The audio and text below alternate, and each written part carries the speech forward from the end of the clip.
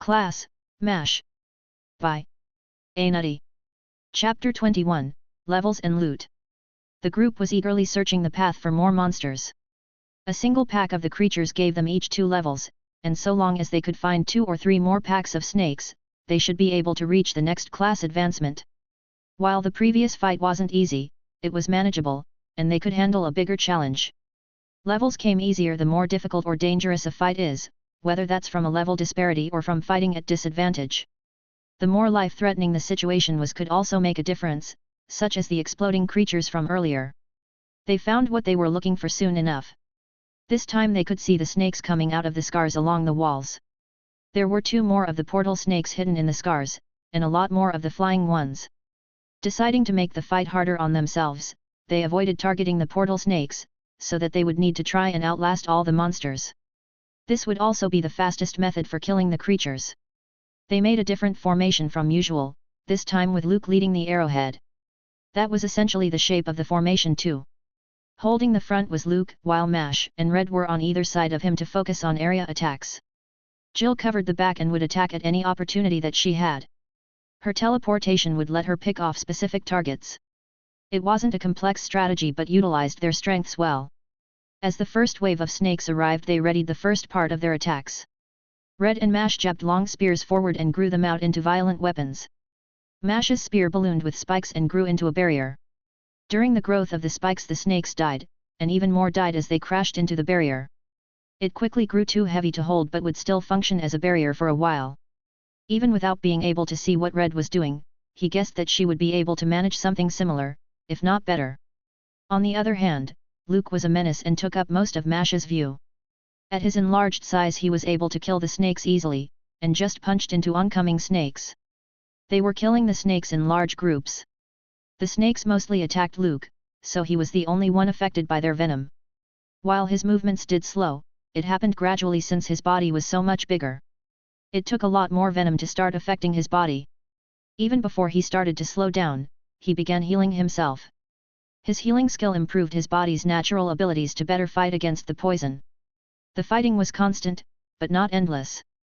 After around an hour of combat, the snakes had thinned considerably.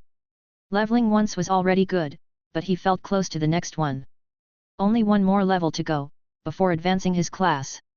He wanted to press on, but his friends were looking drained, all but Red.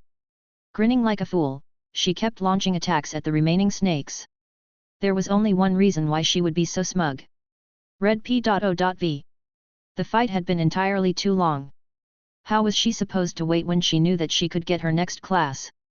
Quickly killing the remaining snakes, Red shook in excitement. The others seemed to notice, killing the portal snakes with haste to prevent more snakes from coming. She watched as they started to settle down. Before she could even say anything, Jill cut in. Sounding far too excited, she spoke quickly. Well, get on with it, you can't leave us waiting. She expected them to sound more annoyed, but they seemed just as eager as her. However, Luke asked a hesitant question. Wouldn't you get a better class if we cleared the dungeon first? Whenever she received questions like this, she had to remind herself that noble families didn't share much information with commoners. They simply lacked so much information and could only rely on half-true stories. Needing to give them a small lecture, she gestured for them to take a seat. That is only partially true. Completing a dungeon will likely only get you a class related to the dungeon. So, if I waited until we finished, it would probably only get me something like Mash's class. It's better for me to get one further down my current path. The only person that really needs to wait is Mash, unless you guys want to branch out to different classes like his. Sounding perfectly like a teacher, she stressed her words' importance. They obviously understood, but Jill added another question. Then why do people do dungeons? It seems like unnecessary danger. Because normally a dungeon doesn't change for just one person. Also, it's a lot faster to level inside of a dungeon. I'm sure you guys noticed how quickly we breezed through those last 10 levels. Now, can I choose my class or do I have to wait longer? Expecting the question, Red had replied smoothly. Giving their nods of assent, the group gave Red some space. She breathed slowly, ready to take the next step. Her vision swam in darkness, as she felt herself look inwards. She found herself inside her soul space, as it was called in her family, and before her were the class options. Pillars of brilliant red light shone before her. She had inherited much of her family's classes through specialized training. Even now, little would be able to change the path she was on. She floated towards the first of the pillars, curious to see which variation she would get. Not really having a physical body, she reached with her mind instead of her arms. Blood Spirit Summoner, you have observed and admired spirits, the connection becoming more certain with your blood. This was a little surprising, but not bad. Her elven heritage had allowed her to get access to a spirit-related class. Classes like these tended to offer variable amounts of power, mostly reliant on what spirit offered the class. It typically meant that the later someone accepted a spirit class, the stronger the spirit. However, picking the class early would mean that the spirit would grow with the class's level. Both methods had their advantages and disadvantages. She preferred the former method and planned on taking a class like this later if it was available. Moving on to the next pillar, she felt a new rush of information. Scarlet-eyed Blood Witch, Master of Blood, and Reaper of Lives, you feed on the blood of battle to further empower yourself. Shuddering from the new knowledge, she flinched reflexively. She rejected the class immediately. That class would lead her down the demonic path, and that was not what she had planned. Powerful though it may be, the implications with the class were far too concerning for her to risk it. Also, she didn't want to become a demon. Moving on, she headed towards the last pillar. Red-dressed dancer, wreathed in blood, you have killed countless enemies in battle. Blood is your life, weapon, and clothing. She paused at the class. It was certainly interesting, and nobody in her family had recorded this class. If she were still a member of the house, she would have to take it to provide the information for future generations. Now she could pick freely, but that didn't mean that she wouldn't choose the class. It sounded useful and would probably offer her some more protection and mobility. Also, it fit much better with the team's current dynamic, even if it didn't cover any of their weaknesses. With her decision made, she selected the class and woke up. Mash P.O.V.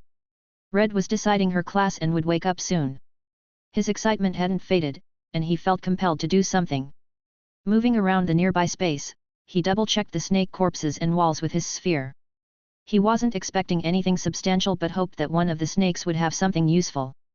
The snakes were ordinary, but something else drew his attention. One of the dark scars on the walls was not a mere scar, instead it was a path to some hidden space. "Hey guys, I found something." He called the others over, uncertain of what exactly this was. Turning his head, he met eyes with Red, who quickly moved beside him. Faster than ever before, she moved even more quickly than Luke and Jill. She spoke, sounding even more excited than she was for her class. "What is it?" Shaking his head, Mash looked further into the crevice. He responded hesitantly, moving closer to the entrance. "I don't know, but it looks like there is another path here. Let's head inside, I have a good feeling about this." Entering first, Red preempted him. She spoke confidently as blood began to swirl around her. It stuck to her better than her armor had, seeming to form cloth instead of metal. "Me first, I'm fairly certain I can take more damage than you can." Mash didn't argue. She was clearly the strongest now. Plus, he wanted to see what her new skills were. However, he gave her the deepest bow he could manage, replying snidely. "Of course, my lady." That got the others to chuckle a little as they followed behind Red into the gap. It was a tight squeeze, but they managed to get through. With Mash's new range, he could easily cover in front of Red with his mana sphere. They moved for a few minutes, before the crevice gave way to a small room. It was small compared to the rest of the labyrinth, but was still twice the size of his room back home. It was filled with items too. Mostly books, but he saw a few other things as well. He wasn't disappointed, in fact he was ecstatic. He wanted knowledge, and this room was filled with it. Dashing, he arrived at a nearby desk, scanning the books, but stopped upon seeing the words. Speaking beside him, Red sounded despondent. "I don't know the language." Not the slightest clue. Disappointment settled quickly. If Red didn't know the language, then they wouldn't be able to understand any of it. He still flipped through the book in his hand, taking note of the drawings. They were surprisingly detailed depictions of creatures. A few of the monsters Mash had seen in the dungeon, but some were unknown. He saw one that reminded him of the drawings of dragons, and another of the snake that had spoken to him. Red was staring at him as he put the book into his storage space, so he gave her a short explanation. "There was a picture of the snake from earlier, and I'm curious." "That's fine, but we should choose the books more carefully." We have a limited amount of space to work with. She had responded curtly, but Mash didn't pay it any mind. The snake had treated him differently and he wanted to know why. Well, it can just be a personal item then, let's go see what the others found. He replied quickly, noticing that Jill and Luke had surrounded something. They were surrounding a small pile of items. Most were weapons, and both of them seemed quite eager. Mash and Red didn't need weapons or armor, but Jill and Luke could use them. Neither had been able to buy good weapons back at town and were hoping for something in the dungeon. Luke was testing the balance of a great axe and needed to use his buffs just to lift it. It was large enough that it would work as a one-handed axe while he was transformed. Jill was playing with a pair of daggers but stopped when Mash approached. Well, any of these magical? She sounded hopeful, and he happily responded while nodding. Most of them are, at least, from what I can tell. The daggers in your hand included. Mash was grinning stupidly with his words, and Jill clutched the daggers more carefully after hearing the information. Mash moved to identify the magical items. There was a full set of magical leather armor, 3 enchanted swords, the 2 daggers Jill was holding, and the axe that Luke was swinging. On top of those, there were several ordinary weapons, and another set of leather armor. Those were all the weapons and armor. He noticed 2 accessories that radiated powerful auras. They sat on a chair unceremoniously, but Mash was interested in them. Identifying what he could, he noticed that one was another spatial bracelet and he pointed it out for Jill or Luke. They were discussing which of the 2 should get it and he claimed the other item for himself. It was a necklace made of monowood and it seemed to be suited for him. Red gave him a curious expression and looked at the item. Giving her a small shrug, he replied slowly. I don't know, but it seems to be a perfect fit, and I'm the last one to get something. Luke had apparently won the argument and was attuning to the bracelet. Mash was about to do the same but stopped himself. He couldn't just attune to items like others. They had strange effects, but he had come up with a plan for this exact situation. Without directly touching the item, he poured his mana into it from a distance. He hoped that if he wasn't touching it directly, he could attune to it normally. Chapter 22, Attuning to Classes. Mash's mana touched the necklace, and it didn't do anything weird. The mana got absorbed into the necklace, but it didn't change the object physically. Feeling that the attunement had succeeded, he let out a sigh of relief. It seemed like he could avoid getting a new tattoo. Trying to manipulate the connection to the new item, he understood the item's purpose. It was simple, but useful. Improving the body's natural regeneration, which would hopefully be boosted by his meditation, would greatly affect his current healing. Even if it didn't, any healing during a fight would be amazing. It would further improve his ability to outlast opponents, and he eagerly wore it while speaking to Red. It's a necklace that impro. Screaming in pain, he cut off his words. The necklace had reacted as soon as he put it on, its effect countering the pain as it activated. As the necklace seared itself into his skin, he found the situation to be humorous. The necklace was healing him, but was also the source of his pain. The attunement wasn't what caused the effect this time. As he put it on, the necklace began siphoning an insignificant amount of his energy, and the effect kicked in to counteract the few small injuries he had from the previous fight. He didn't realize that the necklace would provide a numbing effect but was immediately given an example of its usefulness. The pain passed soon, and he was gifted with another tattoo. Picking up a nearby knife, he used the blade as a small mirror. The necklace had been wooden with the same colorful streaks that adorned his own creations. However, the tattoo was marked with dark black streaks, adopting none of the color from the necklace. Encircling his neck, rested a series of black streaks in a simple pattern. He was certain this would do nothing for his charisma. With the pain now gone, he glanced up to meet a series of faces. Surrounding him, he noticed Red and Luke attempting to heal him. Waving them off, he spoke quickly. I'm fine, I've gone through this before. Was hoping to avoid it, but it didn't work. It seems like my body reacts violently when I first use an attuned item. It didn't work. That's really all you're going to say about that? You were gripping your neck like you couldn't breathe, and none of our healing could do anything. Next time you're about to try something, I don't know, give us a notice. Red sounded furious as she was yelling at him. Mash looked apologetic but was surprised to hear her words. He didn't remember gripping his neck. Looking at each face, he grew more aware of the situation. He doubted that he would have reacted any differently if one of them had done this randomly. Apologizing profusely, he asked about the other items, trying to change the subject. The necklace improves regeneration, what about you guys?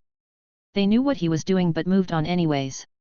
Regaining some enthusiasm, Jill gave him a short response. One isn't an attuned item, and just seems to cut better. The other though, required attunement and produces the same venom that the snakes had. She gave him a small demonstration with a flare of the dagger, the venom outlining the edge of the blade. She would have gone on, but was stopped by Luke, who was eager to talk about the axe. The axe is perfect, it can grow and shrink to some extent. I think it will be usable even after I transform. Nodding along as they spoke, Mash considered the items. The axe was a good fit for Luke, but he thought it was unnecessary. Thinking on it, Mash thought that dagger was better. Jill could easily cut her targets and impart the venom to multiple enemies quickly. She already had high mobility and would be able to do more with her teleportation skill. This room boosted their team's capabilities significantly, and that was without considering the amount of money they would get. They kept all the other items, even the non-magical ones. They had checked the abilities on all the items they could and found that most of the magical weapons were basic elemental ones, either lighting on fire or producing lightning. One of the swords grew heavier by feeding it additional mana. The armor and another one of the swords weren't identifiable since they didn't require attunement and didn't have common effects. Jill was ecstatic, and practically cheered as they put the items into the new storage space. After they finished with the weapons and armors, they searched through the books. Without being able to understand anything, they chose the most complete or professional-looking ones. Unlike the one that Mash had taken, which was more of a notebook than a professional journal. It didn't take long before Luke's and Red's storage spaces were full. They left Mash's space mostly untouched, so that they could store anything else they found. He was eager to decipher the information, but there was one thing he wanted to do first. Leaving the room quickly, they looked eagerly for the next fight. They found it soon enough, another group of the flying snakes from earlier. There were far fewer snakes now, and they didn't bother making a formation, wanting to kill the snakes quickly. The fight would be over soon. Running, Mash lashed out at whatever snakes he could. They were all fighting individually, paving paths through the snakes. Red outshone everyone else, her dress of blood was spinning violently, killing everything around her. Dancing through the snakes uncaring of their presence, she was leaving dead bodies all around her. The blood adding to her destructive power, increasing her range as the fight went longer. Mash felt the rush of the level and almost tripped as he hopped a little. Even if he would wait until they finished the dungeon, he had succeeded in getting to his next class. Speeding up, he cut apart the nearest snake. After a few more minutes, Jill and Luke also picked up the pace. They must have leveled as well. The fight didn't last much longer, and they cleaned up the remaining monsters. Finishing up as quickly as possible, Luke and Jill sat down to advance their class. Mash sulked a little as he started to meditate, he might as well do something. Luke P.O.V. Shaking as he sat down, Luke couldn't contain his excitement. He imagined that this feeling would never get old. Focusing his perception on his soul, he felt the process start. He floated in darkness, staring at 3 distinct pillars of light. The first was a deep blue and felt like a cold flame. As he moved closer to it, he shivered, feeling like it was affecting his soul. Honestly, he felt terrified, but reached towards it anyways. Burning Soul Shaman, one with your soul, you have gone beyond the demands of druids. Use your soul to strengthen your body, mind, and magic. This class would be risky. Power would come from almost any soul-related class, but soul-burning classes were unnecessarily dangerous. A person's soul was finite and using this class would be far too dangerous. That was unless he was willing to start stealing the souls of others. Doing that would name him as a necromancer though, and he wouldn't do that. Getting the scorpion soul when he first manifested his class was already suspicious enough. He moved to the next pillar, which shone with a pale yellow sheen. It felt strange, like a second sun. It warmed him. Rather, it pushed back the effect of the previous pillar, and that made it the favorite of the options. His soul felt strengthened, empowered by the radiant light. Reaching to it eagerly, he relished in the information. Soul strengthened war cleric, splitting from the dark paths, you use your magic to empower and change yourself. Dominating battlefields with your radiant soul. This was perfect. The class sounded like it would diverge him from the necromancy path. Thinking on it, it sounded like it would make his healing abilities and buffs significantly better as well. Strengthening his role was really tempting, and the radiant aspect would hopefully give him some new attacks. Also, he thought that becoming radiant sounded cool. Finally, it would let him show off his class without fear.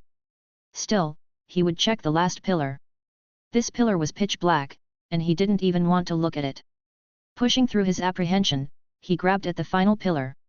It felt like death incarnate and he prepared for the information. Soul-shaping necromancer, a master of the soul, shape and alter the souls around you. Turn your dead foes into powerful allies, conquering the very essence of others. Expecting something like that, he didn't overreact. Instead, he ignored the class and went back to the previous one. This class would never be picked, no matter how many times it was offered to him. The cleric fit him better, and without spending another second by the class, chose the yellow pillar. Power filled his body as he awoke. Jill P.O.V. The fight had grown boring, the snakes stopped feeling dangerous with red around. Her new class had made her a lot stronger. Once Jill felt the level up, she tried to end the fight as fast as possible. It didn't take long but felt like an eternity. Not wanting to waste another minute, she sat down to advance. Focusing inwards, she felt herself travel into her being. Within the darkness of her mind, she stared at 3 very different pillars. She reached, not for the closest one but the purple one in the middle. It was her favorite color, and she was most eager to see what the class would be. Interplanar assassin, without warning and without trace you kill in a single strike. Nothing can hide from you no matter where they run. The class was interesting, and the implication of more powerful attacks was great. She lacked in firepower, relying mostly on her enhanced body to kill monsters. While she managed, she was still the weakest of the group. It bothered her, and she was hoping for a class that boosted her damage output. This class sounded like it would work. The interplanar part was alluding to her teleportation skills if she had to guess. Improving her own teleportation would be a huge benefit and would make her better at handling ranged opponents. She doubted the other classes would be better but checked the next class. She reached for the next pillar, as it shone before her. It was pure white, and she was curious to see what the class would be. It gave her strange impression, but she couldn't identify it. She weirdly smelled apples too and grew more confused. What in the world was this class? Enhanced Pseudo-Pixie, you fight unlike man, instead in a mock imitation of the Fae. Even in imitation, you are strengthened by your connection to a more powerful species. Well, she got her answer, even if it was unexpected. She read of the Fae before, but that was from children's books. They weren't supposed to exist, but then again classes could be based on legends. Based on those books, she expected this class would be more focused on magic. Probably spatial magic, and was tempting as it sounded capable. If she could teleport around while casting hard-hitting spells, she would certainly be able to compete with the others. Also, it would be another option for ranged opponents. The enhanced phrase would mean that her buffs would improve too. It was an all-around good class, and she grew conflicted with her decision. Hoping that the last class would be wildly better than these two, she reached for the last pillar. This pillar was a bright green, and she could feel wind coming off it. Also, there was a growing feeling of freedom within her as she moved closer to it. That made her grow more hopeful, and she was ready for the information. Wind-running monk, you have seen the path of the monk and are inspired by its abilities. Master the wind to control the turbulence of both yourself and the fight. That was a pass for her. She may have wanted something like Mash's class before, but after seeing Red's advancement was more interested in a class like hers. Also, the main advantage of her class was her teleportation, and this class seemed to ignore it completely. Sure, the bonus to fighting up close would be useful, and it could offer her the ability to fly, but neither was valuable enough for her to make her pick the class. Even though she could eliminate this class from her list, there were still 2 others for her to decide between. Chapter 23, Deadly Boss Fight. Jill P.O.V. The assassin class would synergize more with her new weapons, but the pixie class would let her become more of a spellcaster. Knowing that spatial magic was one of the most powerful types of magic, she felt more interest towards this class. Casting spatial spells would be incredibly desirable, and teleportation skills could earn a lot of gold. Honestly though, if they kept getting rewards like today, she bet that it wouldn't take long to settle her debts. Not realizing how quickly adventurers earned gold, she probably blew her own concerns out proportion. The debt felt so easy to deal with now, and she could feel her face heating up as she remembered her stupid demands from back at the guild. Even without taking extra gold, it wouldn't take long for her to pay off the debts. There were a lot of good reasons to pick either class, but there was one thing she wanted to have. A storage space seemed so useful, and now everyone else had one. Believing that better spatial magic would let her make one, she was more inclined to the pixie class. Although, she had seen the changes a class could make to someone. She didn't want to end up scarred like Mash. Thinking about it though, pixies were supposed to be cute and unrealistically beautiful. The assassin class was tempting too, naturally fitting into her current fighting style. She would have to change very little to adapt to the class. Not to mention that it would work better with her new weapons, but she could sell them if she didn't need them. With that in mind, she knew what class she wanted. Wondering what changes would happen to her body, she reached out to the pillar that smelled lightly of apples. Mash P.O.V. Mash sat meditating, he was watching the others as they chose their classes. Getting up, he noticed Luke moving a little. It seemed like he made his choice. Nothing changed about him visually, but he felt different. Was it his aura, his presence? Either way he felt like a new person and radiated a warm sensation. Whatever Luke had done, made it so Mash felt like he was being empowered. He wanted to ask him about it but chose to wait for Jill to be done. In reality, he didn't know Red's class information either, and wanted to wait for them all before asking them about it. Although, seeing her fight had been an adequate demonstration of her skills. While her skills were flashy, Mash wanted to get a mobility skill of some kind. Something like Jill's teleport would be incredible.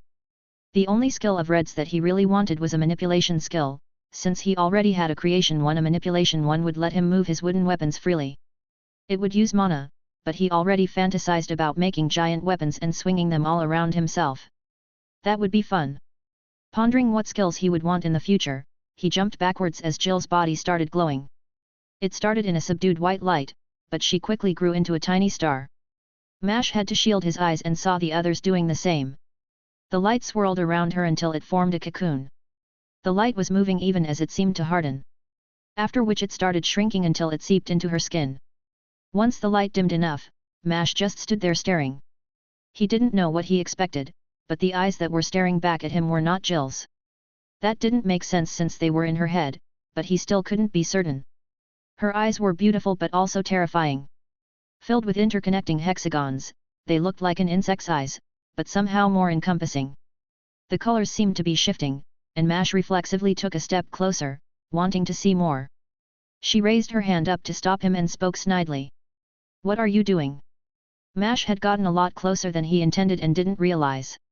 Startled by both her voice and general appearance, he moved backwards, getting a better image of all the changes. Her voice had changed a little and seemed to travel more easily through the air. It kind of felt like she was talking directly into his ears. It would take some time to get used, but that was not the biggest difference. Her whole appearance had changed. It wasn't drastic, but it seemed like she was more ethereal. There was an impossible cleanness to her skin, and all the dirt and scratches seemed to have fallen away. Her unblemished skin was accented by her hair that now faintly sparkled. If he looked closely, it looked like the sparkles were falling from them like ashes. You look different, and I don't think stealth is going to be viable anymore." Mash spoke apprehensively, still shocked by her transformation. He looked to the others, and they seemed similarly surprised. Red even looked envious, as she started speaking sadly. "That's not fair. I mean, just look at Mash." Choosing not to acknowledge the comment, he just asked his own question. "Well, tell me what classes you guys got." The statement got Jill's attention. She had been staring at her own reflection for a while now. Although everyone had been distracted, but he couldn't help but ask them. He wanted to know theirs but wanted to pick his own class more.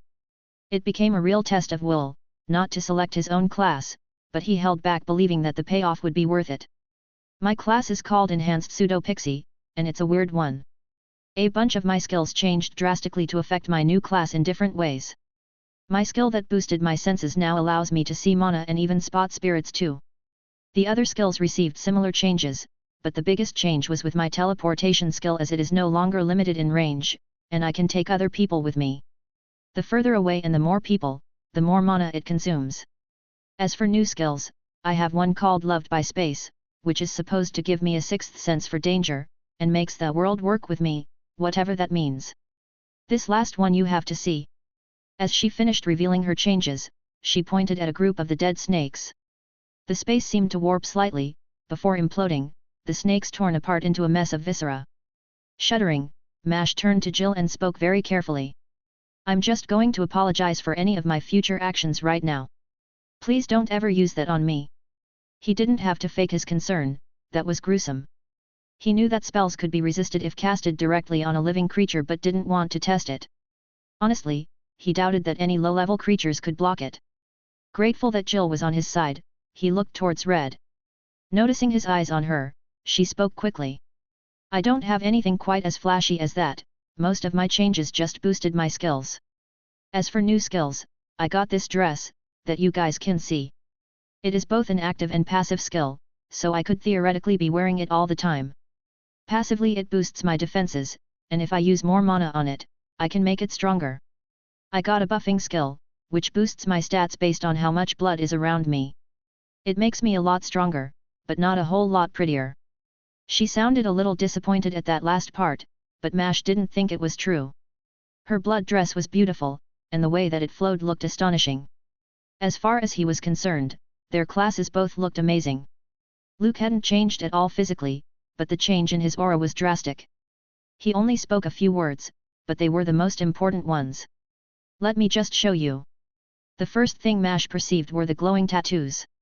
They were interconnected lines that wrapped all over his body, including the hair on his head.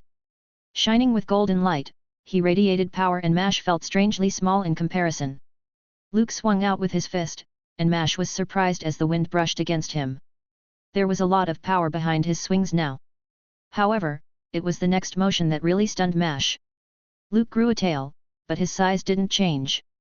A moment later, he grew his body and could change it as he wanted. He spoke, his voice deep from the transformation. That is the gist of it, the rest are just upgrades on my previous skills. Speaking the words like it was nothing special, Luke returned to normal. Mash felt the pangs of jealousy and rushed the group to finish their preparations. They quickly continued down the dungeon, now any snakes that they came up with were easily dealt with.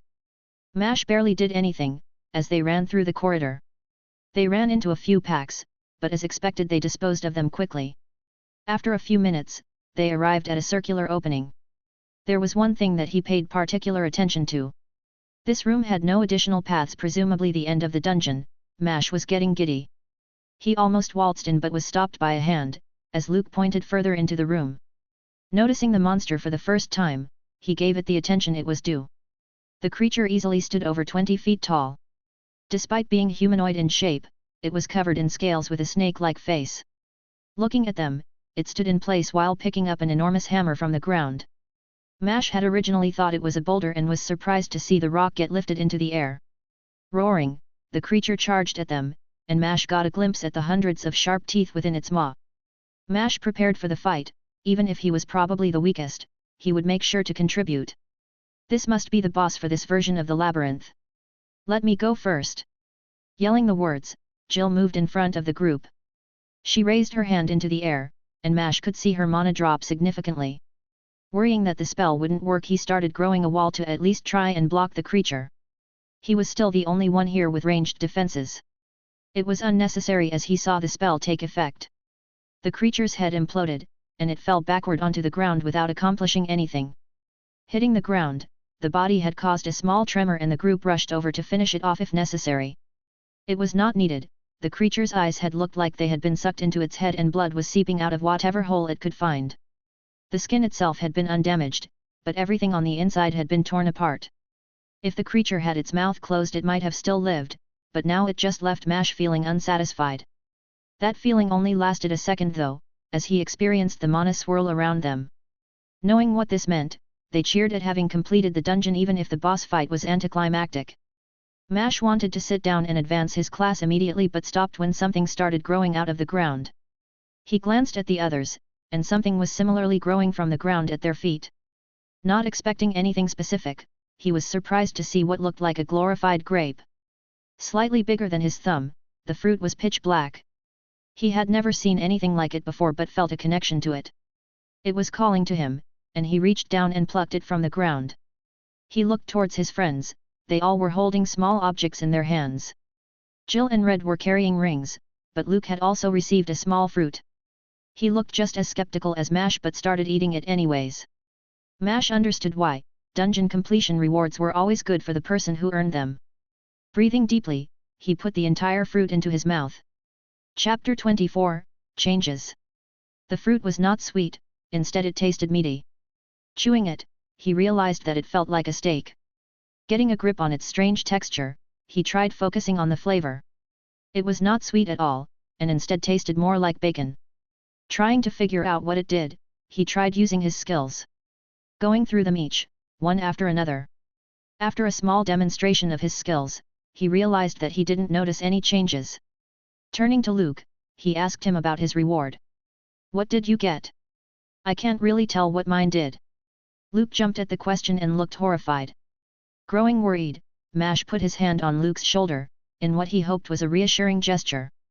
It seemed to work, and Luke replied to Mash's question. "It was the soul of something, and eating the fruit strengthened my own soul. I didn't know. I just felt like I needed to eat it. What should I do?" "Don't worry about it. It was just a fruit." Shrugging his shoulders, Mash gave him a quick response. He honestly didn't get why Luke cared so much. All he had done was eat a fruit, even if it did contain another creature's soul. Mash had similarly felt drawn to the fruit he ate, and he couldn't even begin to understand what it was. Not being able to check his status meant that he couldn't understand what the fruit had done. There was only one way to find out, and that was to advance his class. He was locked out of viewing his status until then. Not needing any further encouragement, he sat down to begin. Focusing inwards, as if to view his status, he was swallowed by darkness. In a moment, Mash was floating within his mind. 3 pillars of light shone before him. The closest of which was a complex blue, that seemed to thrum with otherworldly power. It felt beyond him, and he needed to pass through a barrier to reach it. The space before him kept stretching, the barrier was for his will, not his body. Pushing through, he felt the information enter his mind. Wood-forged dragonling, having tasted the flesh of a dragon, your body has stolen its power. Even as a fledgling you join the realms of legends. I ate what? Yelling as hard as he could, he looked around slightly panicked. It was nonsensical, but he feared that a dragon might appear to exact vengeance. Obviously, nothing happened, no dragon randomly appeared. Wanting to move past his childish fear, he focused on the other implications of the class. From his limited knowledge on dragons, he could roughly guess what the class might do. Dragons were elemental in nature, and he had never heard of a wooden one, so he believed that it would offer him another elemental magic. A fire and wood combination had a few creative applications, and he could easily imagine the usefulness. Also, this class didn't seem subservient like the observer class did, back from when he got his first selection. Although, he wouldn't rush his selection and move to the next one. The pillar was a bright green, and Mash realized that the colors matched with his streaks. That was sort of true for the last pillar too. It was black and matched with the tattoos around his neck. He reached towards the green one and found it nothing blocking him this time. It smelled strongly of flowers, and he reached towards the scent. Living wood sorcerer, wood is your power, something you made for yourself. Magic is the source of power, and wood is its conduit. Well, that was not very helpful. It sounded like his current class, he didn't understand what skills it could offer him. Also, it had the generic sorcerer class, which wasn't as special or powerful as a dragonling. He needed some direction and thought of the obvious skills the class would have. Thinking about it, only one thing came to mind, a manipulation skill would likely be given. He wanted the skill but didn't want to limit his vision. He didn't want to regret his decision. He moved on, reaching for the final pillar. It was black as night, and he felt strange as he approached it. Hunger filled him, and he began craving the pillar as it looked like a promising meal. It was taking effort to resist its pull, and he tried to push himself away. Even as the pillar was dragging him in, he was flooded with the information of the class. Scale Wood Devourer, you have eaten something forbidden, something humans should never have been able to consume. Inhuman as you are, you let the wood morph your body and use it to devour your enemies. Panicking, Mash tried to push himself away. It didn't change anything, and he continued to be drawn towards the power. He had never heard of a situation like this and could only think of one possibility. The cursed snake gave him this opportunity. The first was the dungeon reward, the second his own ability, the last felt like the snake. The darkness of the pillar corroborating his idea, but he couldn't understand why. What did the snake gain? Was this a curse or a blessing? He couldn't know the answer, and his resistance was slowly failing. The experience was frightening, but he tried to understand his situation. He was trying to grasp what the class would do to him. Only able to understand a little bit, he tried guessing some of the skills. It sounded like there would be a consume skill, which would probably function to execute a target. The other skills he thought of caused him to shiver. Images of monsters kept popping into his head, he kept thinking about how the class would make him into a monster. There was no doubt that it would make him inhuman. Shivering, he felt like he could hear the snake's laughter. His pitiful resistance broke, and he floated towards the class. Accepting his fate, relief settled on him. As he thought on it, he realized he was already a monster. This wouldn't change anything, only peel away a mask. He remembered his brother's words and felt more confident as he reached for the class. A class defined what you were, not what you will become. Red P.O.V. Red watched as Mash advanced his class. She enjoyed watching Jill get her class, it was a beautiful sight. Looking around, she noticed that the others were watching him with just as much enthusiasm. Although, there was one thing that concerned her. The fruit had been suspicious, and from what Luke said, they both were coerced into eating the fruits. Whereas her reward was good, and a lot less concerning. It simply let her change the temperature of the blood she produced. It was useful ability with a lot of versatility. Her attention was drawn to Mash, as darkness flowed into him. Rather than covering him, it just seemed to pass into him. There was no source, it just formed in the air and was drawn slowly towards him. Like a million bugs they swarmed towards Mash as if he were a fire. She felt drawn to him too and started running when she saw the blood. It only took a second, but she and Luke were beside him. Patches of skin were tearing, his mana scars opening into rivers of blood. She tried to heal him, but nothing was working. Whatever was happening, it was not harmful. Looking towards Luke, she saw him nodding in confirmation. That made sense, this was his class upgrade and should be beneficial. Class upgrades were never harmful, though they could make someone go crazy. Stopping that line of thinking, she moved to check Mash's condition.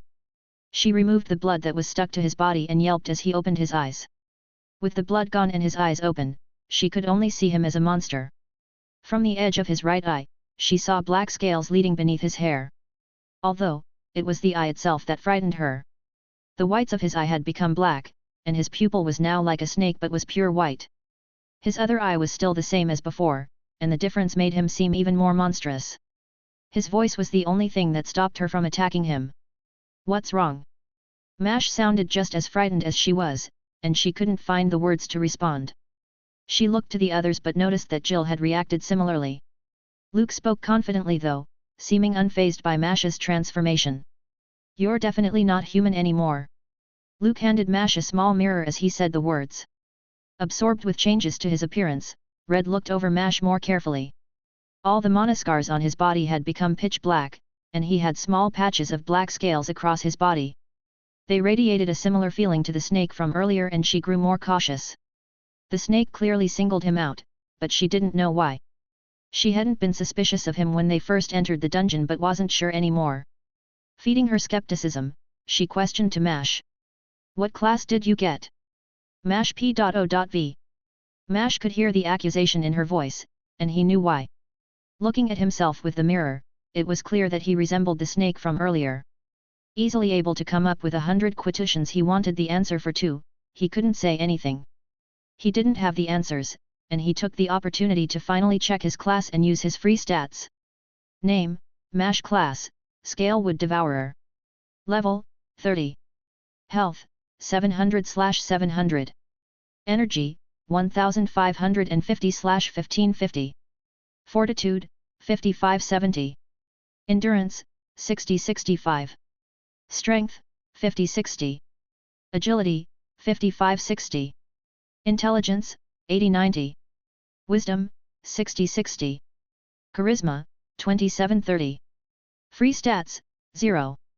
Skills, Persist, Mana Wood Creation, Artificial Meditation in Human Hibernation, Monosphere Mana Territory, Monk's False Core Unnatural Energy, Inhumanity, Wooden Body, Carnivorous Tree. Persist, go beyond your limits. Continue current action even after depleting energy. Stats improve while at 0 stamina. Current bonus, plus 100% stats. In human hibernation, you have stolen the techniques of mages and monks to form an artificial technique, your inhuman body morphing it to fit your corrupted nature. Hibernating will increase the rate at which your body recovers, healing most wounds. Current rate, plus 200% recovery. Mana wood creation, you know how deadly sticks can be. Forge your mana into wooden creations. Wooden body, you can connect with the wood that you are touching.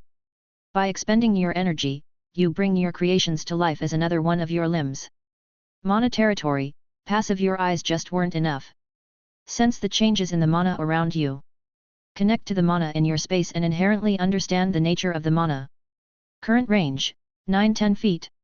Unnatural energy, passive and unnatural mana core has fundamentally altered your body. Stamina and mana combine to become energy.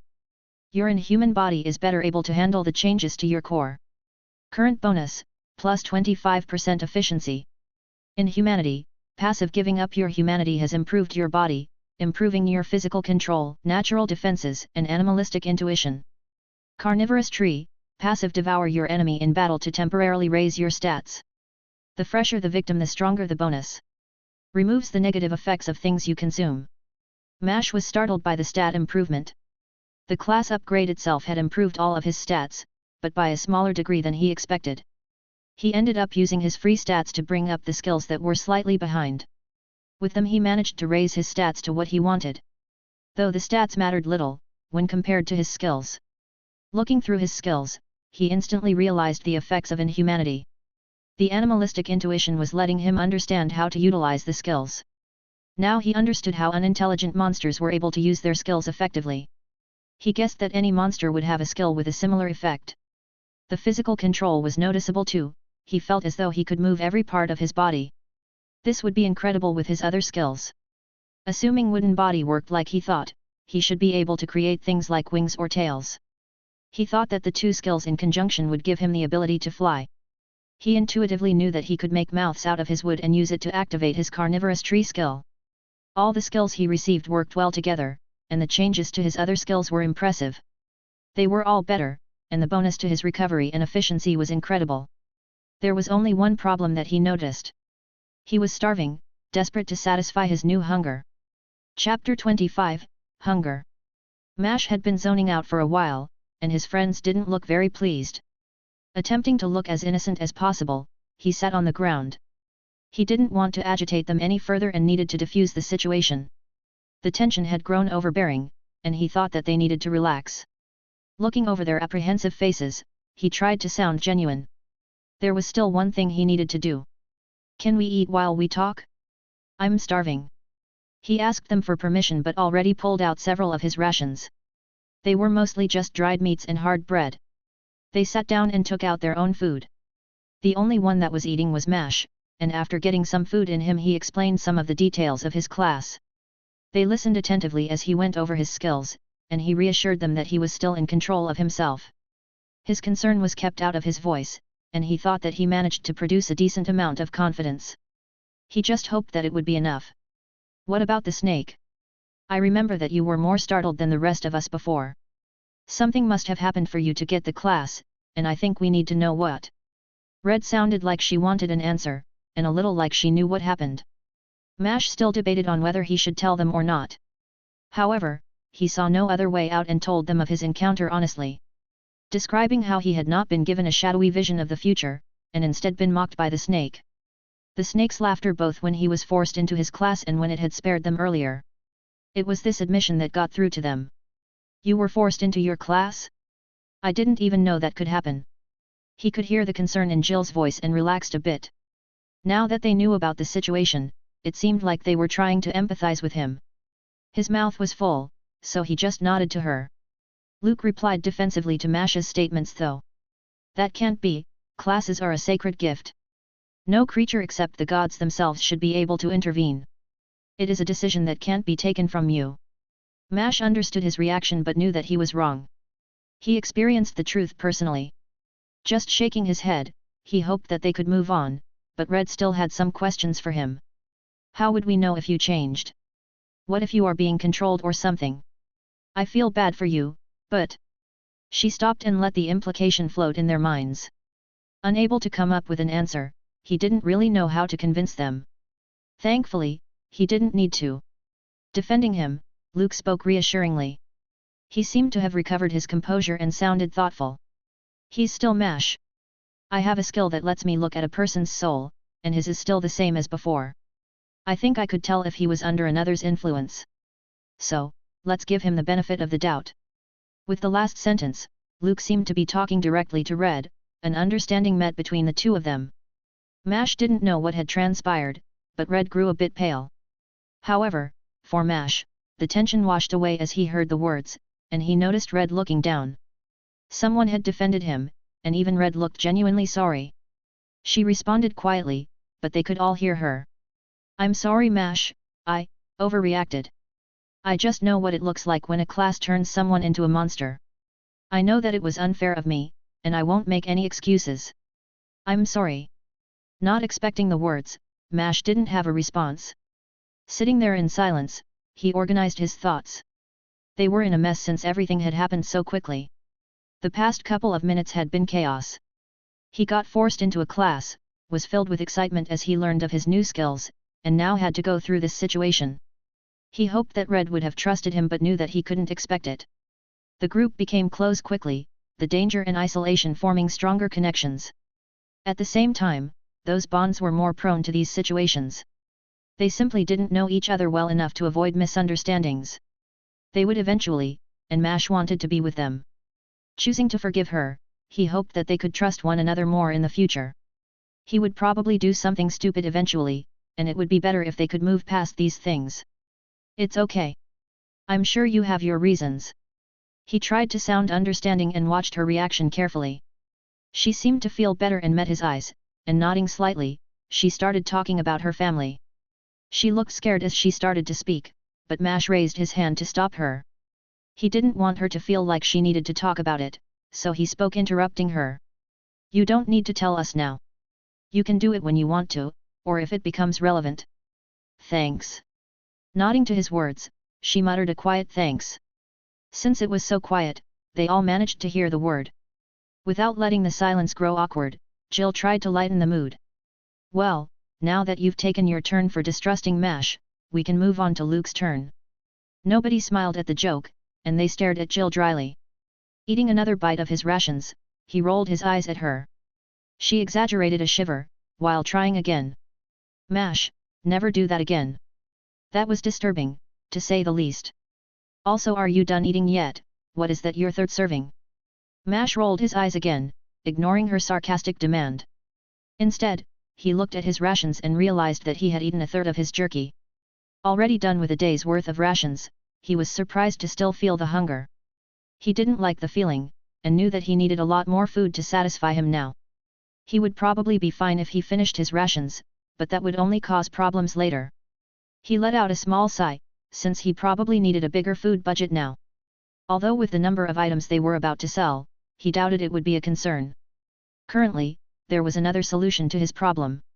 A mostly intact lizard creature was laying on the ground. He got up and started walking towards it, giving the others a warning. I'm going to try and eat that. Thought that I should let you know. He tried to sound normal but knew that it wouldn't work. They were all just staring at him as he walked towards the dead boss. This would not help them ignore his physical changes, but it needed to be done. Plus, he was curious to see how it would work. As he got closer, he wondered if he needed to cook the meat. He would try it both ways. He called to Red, needing the equipment to cook the meat. Red, can I get the fire stone? I want to see if there is a difference if I cook the meat. Do you actually know what you're doing? How do you think this looks? Sighing, she responded tiredly. It had been a long day for everyone, and Mash just nodded. He knew how it looked, but it would need to be done eventually. It was better to do it now and save his rations. I think we will need to bring a ton more rations and get a larger frost box. Unless we plan on emptying our food supplies, I think it will be better for me to eat this. Also, he needed to know how his skills worked, but didn't include that bit. She did give him the firestone and apologized again when she got closer. The others couldn't hear her, and he just gave her a small smile. He approached the monster curiously, ready to test most of his skills now. Using his wood creation skill, he was immediately able to notice the differences. It grew out of his skin, and the wood was now marked with black scars and scales like his skin was. He grew it out into a long blade that was connected to his back. It grew out like an arm, and he felt connected to it. Using his energy, he began moving the new limb, using it to cut into the lizard. It took more force than he expected to penetrate the creature's scales, but he managed to carve himself 2 small chunks. Each piece was a little bigger than his hand. The scales were still on one piece, while the other was more prepped to be cooked. He took out the firestone and began cooking the scaleless piece. He seasoned it with his special blend but plopped the other piece into his mouth raw. The others flinched when they saw him, and he tried to ignore it. They looked bothered but were watching attentively. Mash gagged a little but kept the piece in his mouth. His disgust was apparent, and he almost vomited from the horrible feeling of eating raw meat.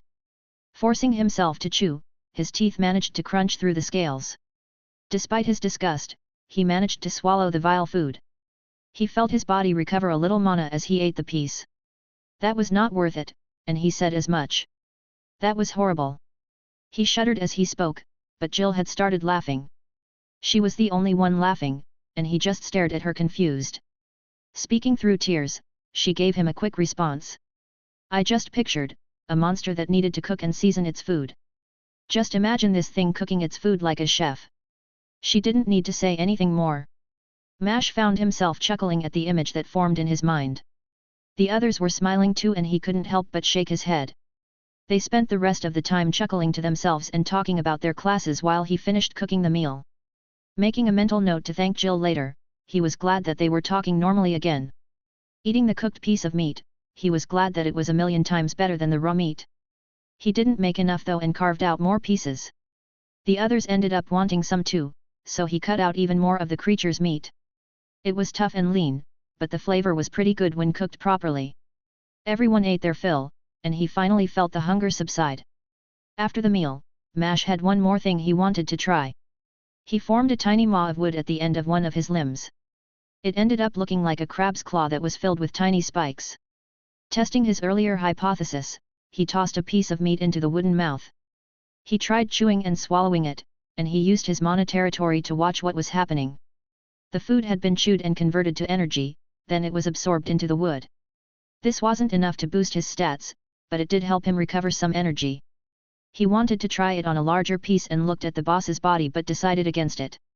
He wasn't hungry anymore and didn't want to do something horrific now that everyone was interacting like normal again. I guess it's time for the key. Luke spoke abruptly, reminding the group of the object. With all the other items they had found, Mash almost forgot about it. Acting like she remembered too, Red pulled out the key from her storage space. He wondered about how the item was used but realized that he knew. Inhumanity was proving its worth. Not wanting to be the one to do it, he told the others of the method. You pour your mana into it while turning it like a normal key. It should work if you do that. I think one of my skills is helping me understand how to use items. Nodding, Red moved a little bit further away from the group. The others waited close behind, worried that it wouldn't stay open. That was not the case and the key seemed to dissolve into the space in front of her. It formed the shape of a small arch and reminded Mash of the portal snakes. Also, he didn't want to be the first one in. Hopefully, that would avoid any other weirdness from happening. Luke walked in while saying a small phrase, as if it were a prayer, the others quickly following. Only a second after they left, Mash too stepped in, repeating the same phrase as Luke. Only one way to go. Chapter 26, Flight. The passage wasn't instant like he expected. Instead, he floated through a void, able to see the dungeon flash before him. The path that they had taken was revealed in images around him. There were even monsters and rooms he didn't see. Each image flashing for only a moment before moving to the next. The entire process only lasted a few seconds, but it was an experience he would never forget. Noticing the exit rushing towards him, disappointment settled in, wishing to experience it again. The gate closed behind him, mana territory letting him notice the gate's mana dissolve. He would not be traversing that gate again. Instead, he looked forward, and saw his friends waiting on the steps. It was the same staircase they used to descend, the dungeon having returned them to the surface. The sun was up, and the light leaked down the stairs. Climbing slowly, they talked about the passage. Luke spoke reverently, as he recalled his experience. That was amazing. I didn't know that the keys were so beautiful. Whenever I read about the items, no one ever mentioned the experience. Nodding along, Mash responded while still dazed from the experience. I hope I can get a skill for that. Just imagine it. If anyone is going to get that skill, it'll be me. Jill's response was quick, and undoubtedly the truth. After all, she was the one with spatial magic, and he didn't let it bother him. Honestly, he would be glad if any of them could get the skill. Plus, there was something else he wanted to try. He got the idea as soon as he received his skills and would finally be able to test it. Since his creations worked as extra limbs, he should be able to make wings and take flight. He wanted to test it in the dungeon but knew that flying in the labyrinth was against its rules. Not wanting to be punished, he held back from exploring the possibility. Now though, he could try and do it. Mash teased the others, hinting at what he had in mind. We are heading further east, right? I have an idea, something that would be a lot faster than riding a cart. He left it at that as they passed through the entrance. The sun was out, and it was surprisingly warm. The cold season was ending sooner this year, but it still should have been cold for another week or two. He was excited to fly but saw the concern on the others' faces. They needed to figure out what happened. What day is it? How long were we in there? We need to find out now, let's go check the inn. In a panicked run, Jill rushed towards the inn while speaking quickly. Reaching the same conclusion, Mash followed her. He wanted to know as well. How much could time be distorted in a dungeon? Mash didn't know, but the labyrinth wasn't supposed to have that problem. The fact that it did, attested to the theory that they were sent to an entirely different dungeon. That being the case, almost any amount of time could have passed, and he worried for Jill. What if they were too late? Hoping that wasn't the case, he saw Jill push into the inn. Following quickly, he entered the inn behind her. They didn't stay in the inn before, opting to camp by the entrance to the dungeon. It was larger than he expected, since the town itself was small. This floor of the inn was a restaurant and bar, and the smells were quite good. Looking around the room, there were only a few people inside, most were either eating or drinking something. Jill didn't pay any attention to her surroundings and stomped over to the innkeeper. What day is it? She spoke forcefully, and the innkeeper was obviously displeased. The man looked at Jill confused, probably astonished by her appearance. Even though she wasn't as monstrous as Mash, there was certainly something unnatural about her now. Mash thought that he wouldn't answer her, but the man seemed familiar with this reaction. Jill though was unable to contain her own worry and tried to press the man. Mash didn't want to steal the innkeeper's attention and shuffled behind Red, but the motion got his attention. The innkeeper finally noticed Mash and started to stare at him. Mash took the opportunity to do the same. The innkeeper was an older gentleman, and he wore a very elaborate uniform. Beneath a black coat, he wore a plain white shirt which both fit him tightly. The man was rugged and muscular, and he was burly enough that it was obvious through his clothing. His dark brown skin seemed unusually tan, and his face was covered in a few tattoos. His hair was white, but he didn't look old, rather his face lacked any wrinkles. He had large round glasses which caused his eyes to bulge a little. The most striking thing that Mash noticed, was his mana supply. Mana territory revealed the man's power and even the nature of his mana. His mana roared viciously and shone a brilliant orange-red. The large amount of fire mana surprised Mash. He had to wonder why the man was working as an innkeeper. Guessing, he believed that the innkeeper was around level 100. Mash tried smiling as politely as possible, and the innkeeper finally dismissed him. He probably decided that Mash wasn't a threat and chose to answer their question. His voice was surprisingly nasally, and he pushed his glasses up as he spoke. It's the 3rd day of the 14th month. I can see that. Over 2 weeks. Jill cut the innkeeper off and looked towards the others. Staring down Mash, she spoke again with even more urgency in her voice. You said that you have a faster way to travel, right? How long would it take to get back to town? Mash thought about it, but he really didn't know. He would probably be faster than any carriage but didn't have any expectations. He could only give her his best guess. I don't know exactly, but it will almost certainly be faster than any carriage. Responding to Jill, he saw Red apologizing to the innkeeper. Mash planned to do the same and was relieved to see the man nodding in understanding. Rushing past him, Jill dragged Mash outside while explaining her situation. We needed to make the first payment at the start of the month. My family had most of it already, and might have earned enough on their own, but I'm getting worried. If we head back to town now, we might still have time to sell the items and pay off the debt. Either way, I need to go back and see that they're okay. Plus, we all want to sell the items. She rushed through her reason and looked hopefully at the group, the last sentence phrased more as a question. Shrugging his shoulders, Mash deferred the decision to the others. Honestly, he wanted to help his friend and it would still let him try his skills out. Jill and Luke nodded in assent, obviously worried for Jill's sake. Grinning, Mash led them out of the town. He would need some room for this. Once outside the town, Mash motioned the others to move away. Ignoring their questions had been difficult, but he didn't want to spoil the surprise. Now, it was time to let the plan out, but he decided to do it with a demonstration. Mash started growing wood out from his back, cutting through his clothes.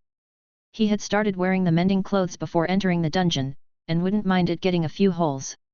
As they kept growing larger and larger, he started shaping them into wings, like those he saw on the flying snakes.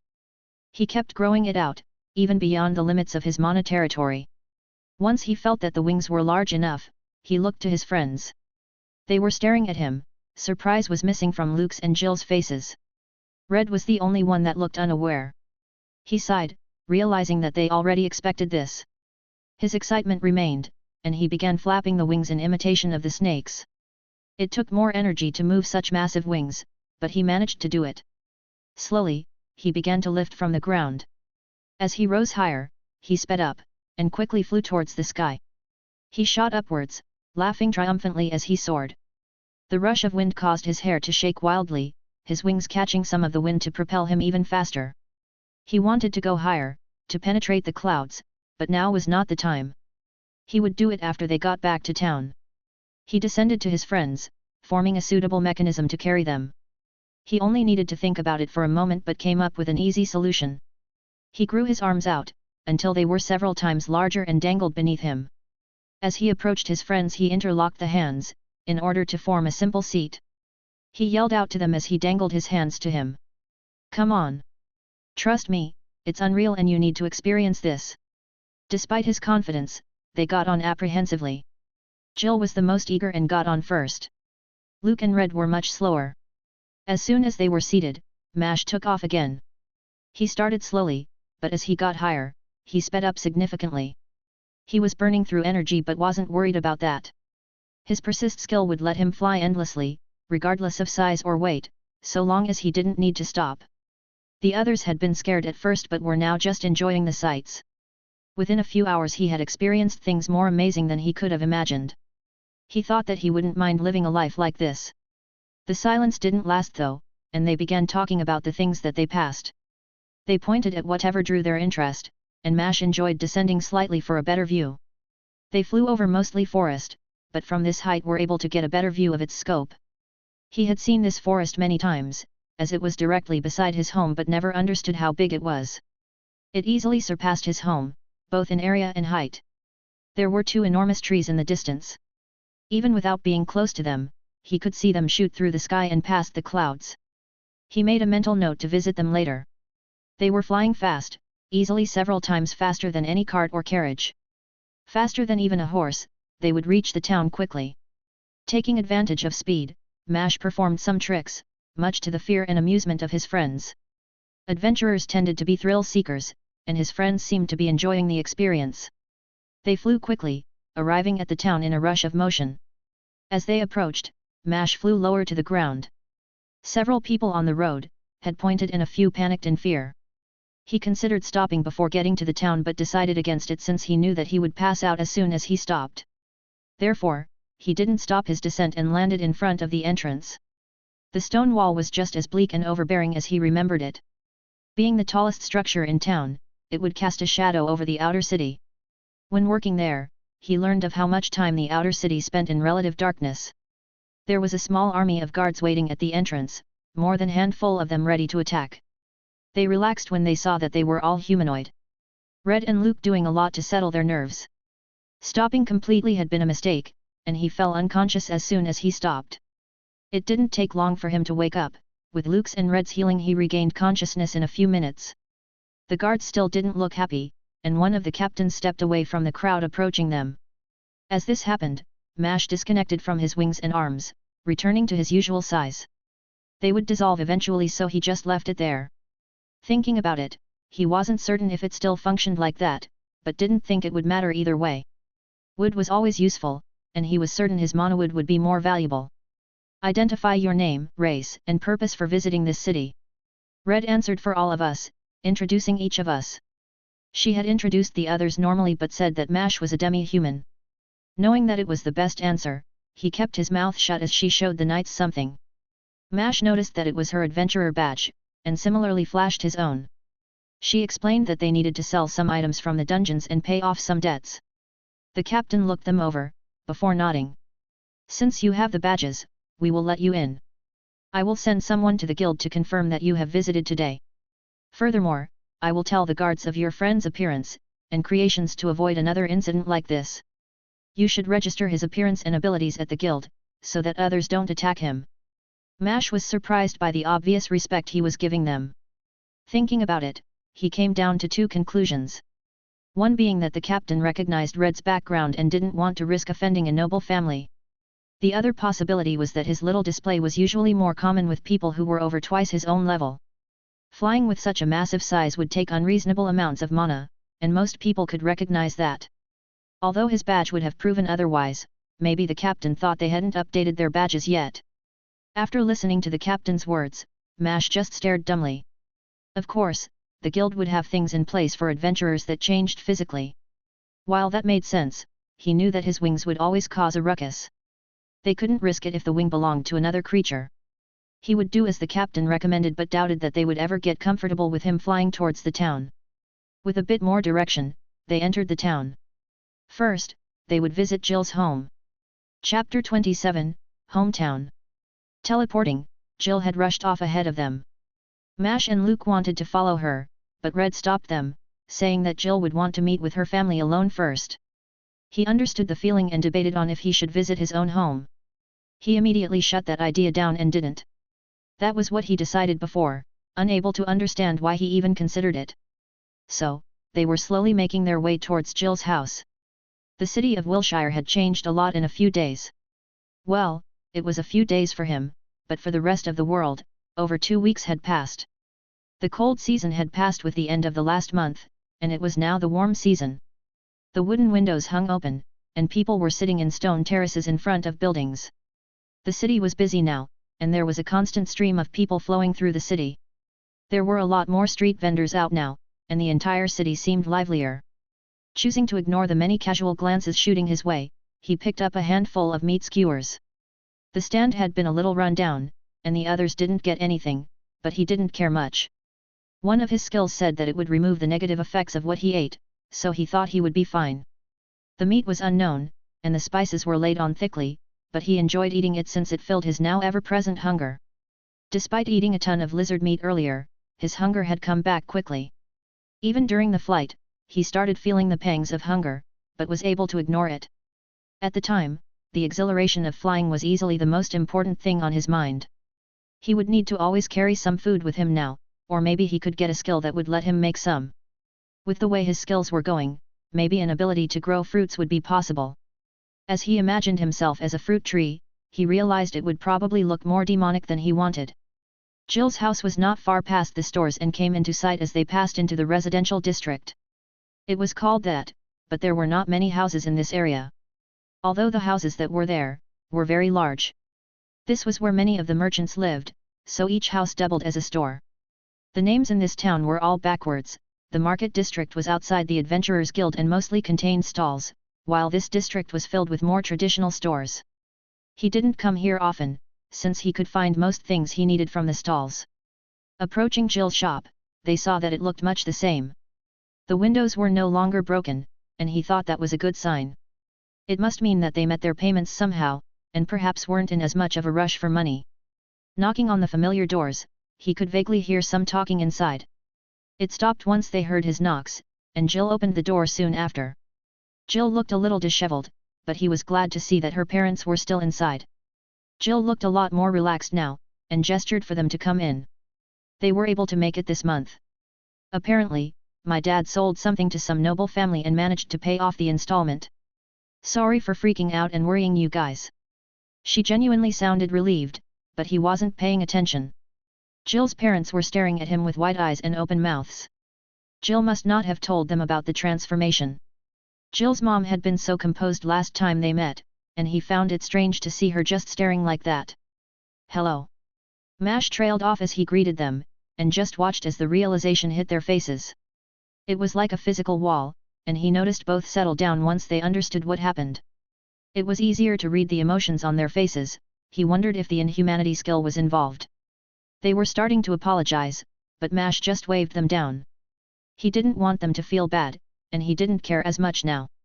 He cared more before, and wondered if his skills were altering his perception of himself. He didn't mind looking like a monster anymore, finding it easier to ignore the looks he was getting. Hearing Red's words, he looked at the others. "Well, since that's out of the way, what do you want to do with the items? We don't need to rush and sell them anymore. There are auctions run by the guild. We can see when the next auction is and sell them then. Speaking of which, I could give you a rough estimate if you let me see them." Jill's father answered the question, clearly looking eager. Luke complied, and they were all happy to get the remaining items identified. There were still 2 pieces of gear that they hadn't been able to identify. The enchantments were beyond their knowledge. Merchants like her father would have access to the identify skill, and they could use it to understand the effects of most items. It was a difficult class to get, requiring years of study. As her father went through the items, Mash felt the tension in the room rise. As he picked up a sword, the one that lit a flame, Mash held his breath as he waited for the amount. Jill's father ran his hand along broadsword's engravings, speaking in a steady voice. "This sword has a basic fire enchantment and would typically sell for around 500 gold pieces." Mash gasped and heard the sound echo around the room. That was enough gold to survive the year comfortably, and that was a single item. The most basic sword they found was worth a small fortune. What about the items they couldn't identify? Luke must have been thinking the same thing, handing him the sword that we didn't know. It was a hooked sword, where the top of the sword bent back like a fishing hook. Jill's father made the same motions with the new sword and stopped, clearly surprised by something. The silencing was stretching out, and Mash's shoulders tensed. Wanting to know, he cleared his throat trying to get his attention. "Sorry, I was just surprised. This sword has an enchantment that attracts other metals. It doesn't require any mana and seems to be a natural property of the weapon, which means that a person can add their own enchantments. This would easily sell for over 2,000 gold and, depending on the market, could go for several times higher." Jill's father sounded a little uncertain as he judged the item. Mash just stared blankly at the sword. That was an enormous sum. So much so, that he wouldn't have to worry about his eating habits anymore. Looking at Jill's face though, he realized that it wasn't enough to cover their debts. How much money did merchants have? Mash knew that they moved around valuable goods, but this was ridiculous. The next item that he checked was the unidentifiable armor since it was the last unknown item that they found. Mash was hoping for an item like the sword, but Jill's father didn't look impressed. "This is very basic, the armor just has a mending enchantment like your clothes, Mash. Just feed it some mana and it could repair itself. Sadly, that means it's not worth a lot, probably around 50 gold." Sounding a little disappointed, he moved on to the next item. Mash though didn't understand one thing and asked a question to clear his confusion. "Why couldn't we tell? The engravings are done in a different language, so you would have no way of knowing." The response came out quickly, and he moved on to the final set of weapons. The weight-changing sword was similarly priced to the fire one, but the lightning sword was another extremely valuable item. Mash was surprised to hear that it would probably be sold for more than the hook sword, and learned that despite being less rare it was a lot easier to use, so the enchantments could be used by any class. He was able to put the remaining pieces together. Some noble would buy it for far more than it's worth, hoping to give it to their child or grandson. It didn't bother Mash. If anything he wouldn't mind getting more from those who already had plenty. They didn't spend much more time at Jill's place, only staying long enough to have a cup of tea, before heading to the guild. They wanted to register their items for auction as soon as possible, and he still needed to let them know about his appearance and abilities. He still wanted to fly more and would need to get this out of the way. They got to the guild relatively quickly. Not much had changed about this part of town, seeming to operate just as it had in the previous season. The only difference he noticed were that the guild doors were open, letting in the outside air. Entering the guild, they found their way to an idle worker who had been sitting by the entrance. her clothes having marked her as a worker. The girl was clearly too young to be an adventurer and was likely just doing whatever work she could find. The girl was over a foot shorter than Mash, standing just under 5 feet herself. She had short black hair, that was cut more like a boy's would be, and wore a simple guild uniform. The shirt was obviously too big, making it seem more like a dress on the little girl. As he approached, she began staring at him apprehensively. It looked like she was debating whether to scream or not, so he decided to let Red step in front of him. She would be better suited for this. He didn't know that the guild offered opportunities like these but didn't mind finding someone to get some directions from. Red talked to her as placatingly as possible, but the girl continued to look frightened. "We're here to auction some items, and he's here to update some information. Can you tell us where to go?" While speaking, Red moved to block the girl from seeing Mash, also holding up a silver coin in the process. The girl seemed to become surprisingly attentive when she saw the coin, and Mash settled for a mental sigh instead of a physical one. After all, he didn't actually want to scare the girl.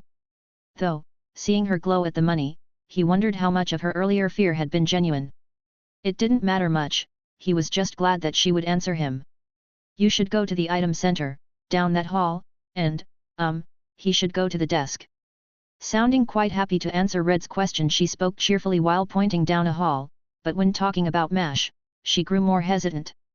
Mash could see her sag in relief as Red handed her the coin. Spotting another thing he would ignore, he made his way towards the desk. Like last time, there was a line for him to stand in. He left it to Red and the others to sell the items and went to stand in line. It went by a lot faster this time, and after a few minutes he found his way to the front. Recognizing the receptionist, Mash spoke amiably. "Hey there Larkin, I'm here to update my information. As you can see, I look different, and my skills are a bit more ominous." Mash created a small wooden figurine to demonstrate. It was his use of magic that seemed to get through to the receptionist, as recognition dawned on him. After realizing who Mash was, he seemed a lot more comfortable, and talked casually. "Glad to see you again, all I need from you is your badge and we can be done in a heartbeat. Also, I can see that you've grown quickly." Mash realized that he didn't use his name but wasn't expecting him to either. They had only met once before. Instead, he slid him the badge while responding and asking another question. "Yeah, we cleared the labyrinth and came back to sell some items. When is the next auction anyway?" Mash was curious, he hoped he would have enough time for another flight and thought to ask. Larkin seemed distracted as he was writing something on a piece of paper, but he still answered Mash promptly. Mash thought he saw a glint in the man's eyes when he mentioned the items he would sell. "There is one tonight at 10. Earlier than Mash had expected, but it still left him with several hours. Mash was imagining it when Larkin slid over the badge. Picking it up, Mash gave a quick goodbye, as he let the next person past. He heard Larkin say something but didn't pay much attention to it.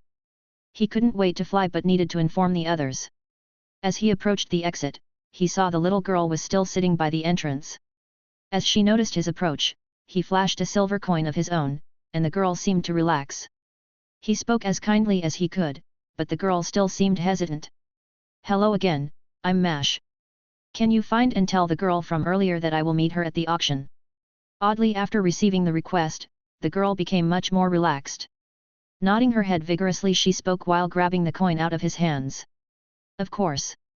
Without giving him the opportunity to even thank her, she bolted off down one of the hallways.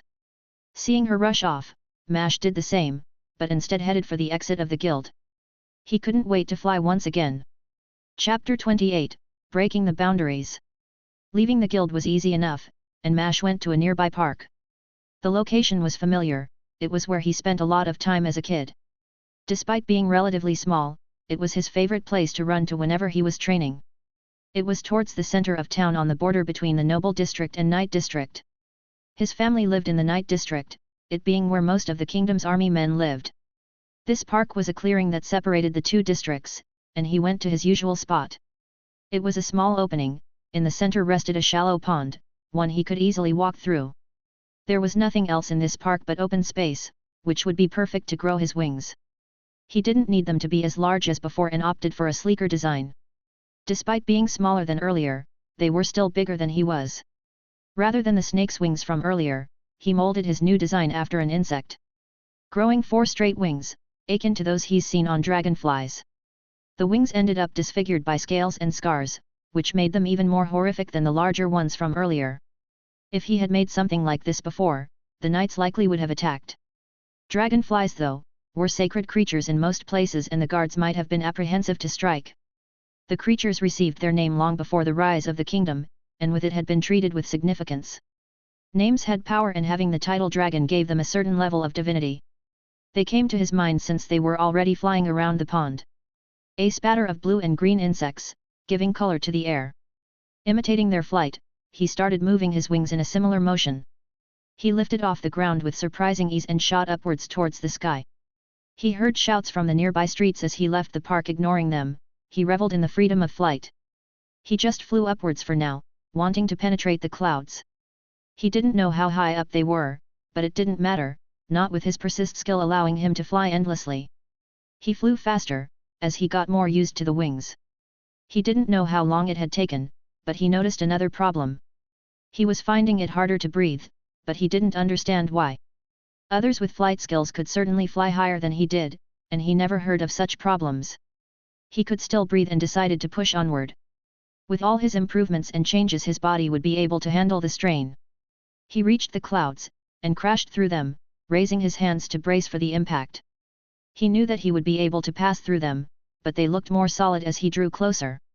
He was expecting some resistance, but he passed through them easily enough. The world felt different from this height, the clouds encompassing everything below. The sun shone on him unobstructed, but he felt strangely cold. He figured it would be warmer, but instead shivered a little as he hovered above the clouds. The clouds below seemed like an ocean, his flight having sent visible ripples through the mass. He closed his eyes, and took in a deep breath, although it proved impossible to get a lungful of air at this height. It took him a second, but he managed to regulate his breathing. He was struggling but could manage now. Opening his eyes, he took in the scene in its entirety. He just stared blankly, realizing that he wasn't alone at this height. In the distance he could see small specks and could make out the flapping of their wings. Those were just at the edges of his vision. His attention was drawn to the creature flying directly above him. It took up his entire vision, and its beating wings seemed to shake the sky itself. It was a dragon. Mash stared at the creature in wonder, regretting his class decisions for the first time. The creature's scales were painted in a metallic cobalt shade, and they warped the light around them to give the monster a distinct outline. Its wingspan was easily bigger than the city below, its head was larger than the biggest houses. Having thick arms and legs, like a human. Although, its hands and feet were not similar, each hand having 7 fingers that sprouted long claws. The claws were longer than trees. The tail was spiked with horns and extended far into the distance. It could crush the town merely by descending, doubting that any other being could stop it. Mash just stared motionlessly as the creature flew by him, grateful that he wasn't relying on his persist skill yet. Rather than fear, it was inferiority which made him wait for the creature to move past. He had passed up on the Dragon Observer class because he wanted to surpass them, but that seemed foolish now. Even a taste of this being's power would be more than he could imagine. Mash watched as the creature flew beyond his sight before descending, knowing that he was not ready for this place. It was the domain of creatures beyond the world, and he didn't know if he would ever get there but would try. His persist skill triggered during his descent, and he needed to find a safe place to pass out. Guessing that his friends would be at Jill's house, he thought that would work. He landed in front of the shop, crashing into the door as he lost consciousness, relieved to hear voices from the inside. Waking up, he found himself lying in a couch. He was in Jill's living room, recognizing the familiar space. Getting up, he noticed that everyone else was in the room. He recognized all the faces in the room, and grinned as he told them of his story. "You won't believe it, but I saw a dragon. It was enormous, easily bigger than a city in it." "You did what? Are you crazy?" Red was screaming, a mixture of indignation and rage intermingled in her voice. He didn't understand what the problem was. His earlier class had been a signal that observing the beings were unlikely to cause trouble. Also, it's not like he knew that dragons would be there, but she had more to say and continued. "What could you or anyone have done if it decided to attack? Don't just casually talk about it like a new shirt. You were seconds away from getting everyone killed. Look, I didn't know it would be there, and it's not like I could make it do anything. Stop freaking out, I saw it fly away." He knew that he wasn't being fair to her, but didn't care, he was excited to share his experience and was rudely shut down.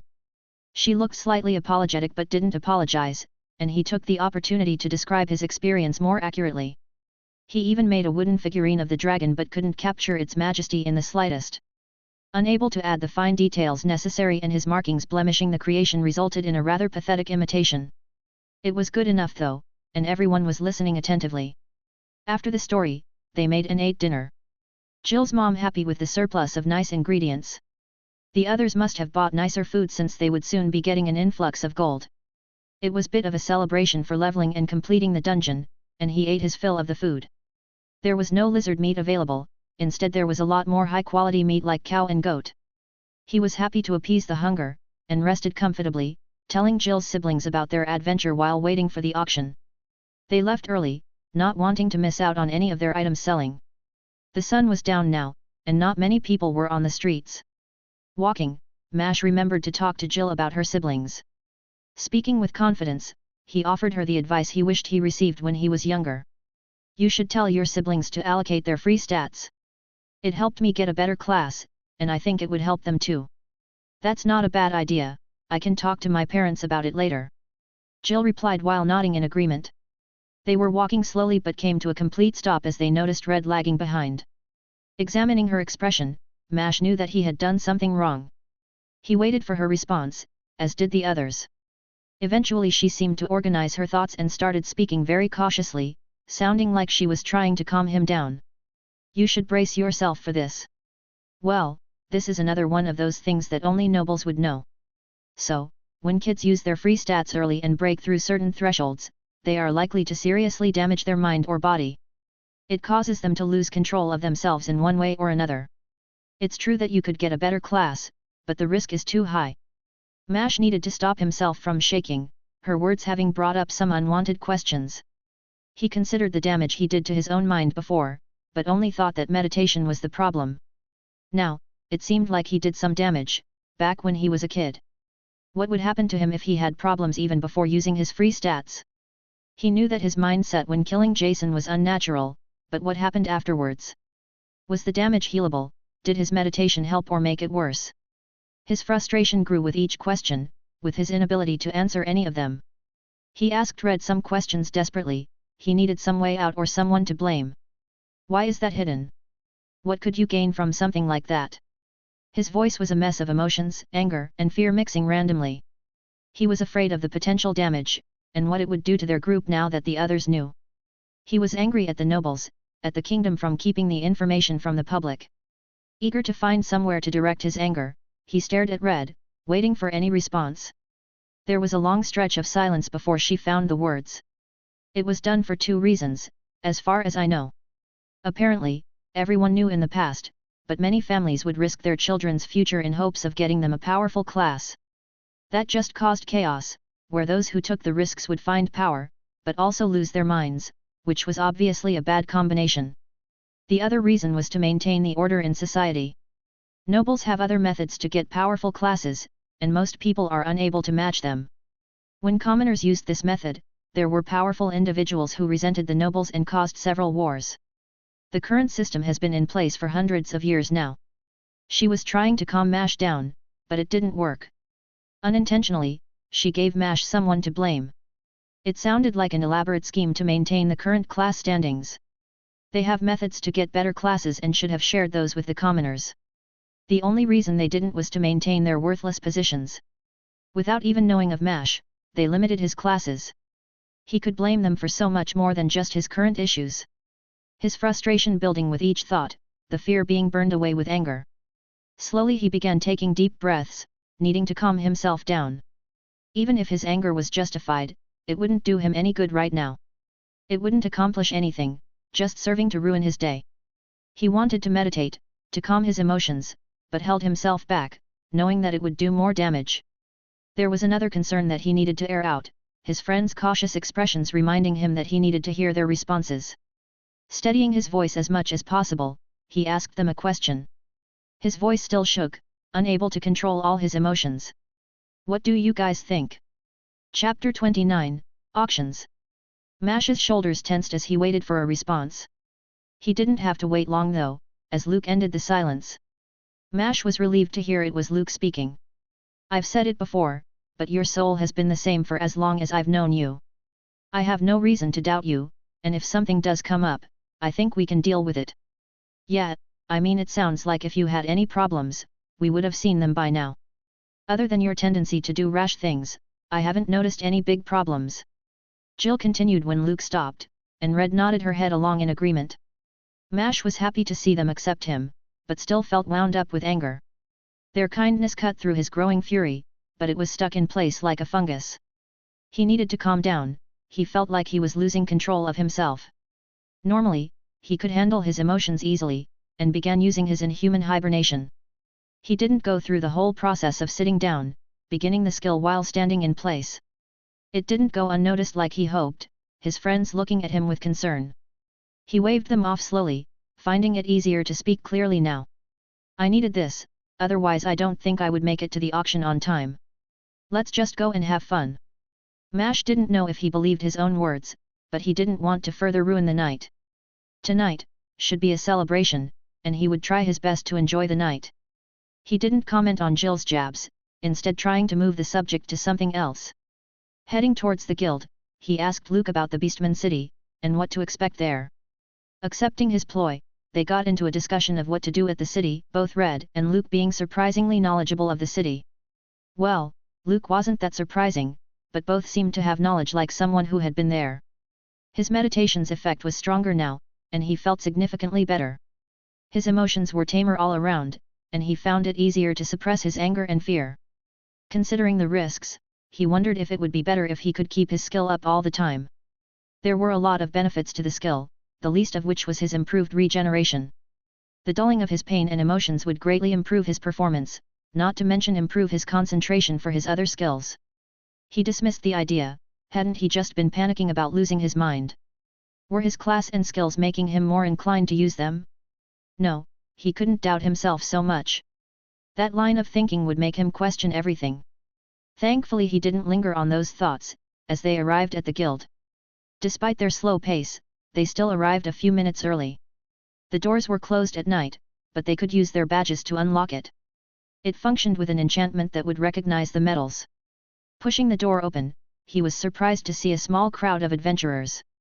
He recognized only a few faces, most though he had never seen before, and many of them had inhuman features. On top of the surprising variety of races among the crowd, he also noticed several people with class-influenced changes.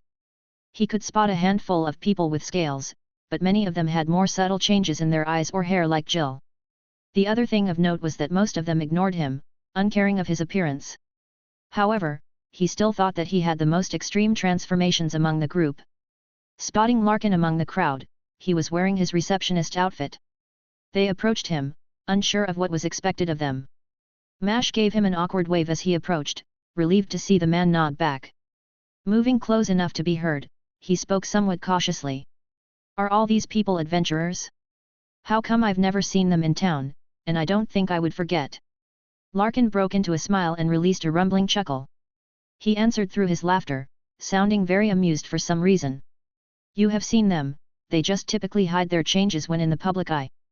I tried telling you about this earlier, but you ran off. The guild offers an illusion stone with a basic beautification enchantment. That's an attuned item that will let you hide any physical alterations, so that you can appear human. There will be 1 or 2 higher quality ones for auction, but the guild's variety sells for 1,000 gold pieces. You should be able to afford one after tonight. Mash didn't need to turn around to know that his friends were staring at him. Thankfully, his embarrassment was restrained from the lingering effects of his meditation. Next time, he would listen to everything Larkin said. It seemed to be a wise choice. Choosing to take Larkin's information seriously, he asked about the auction. Is there anything you recommend we try and buy tonight? Other than the illusion items for you, I think you should consider some items to protect a localized space. That way you could sleep safely even when on an adventure. He knew his advice was right and spoke with complete confidence. Mash didn't disagree. If they found themselves sleeping in the wilderness, a secure place would be difficult to find. The others seemed to be in agreement, and they gave Larkin their thanks. After which, he left to talk to a different group, and they looked for their room. Since they were selling tonight, they had been offered a private balcony, and were eager to check it out. Jill and Red led the way. Apparently, they gathered all the necessary information when he went flying. Knowing the process made it a lot easier to find the stairs, and head towards the auction room. The guild was several times larger than it appeared, with several rooms dug beneath it.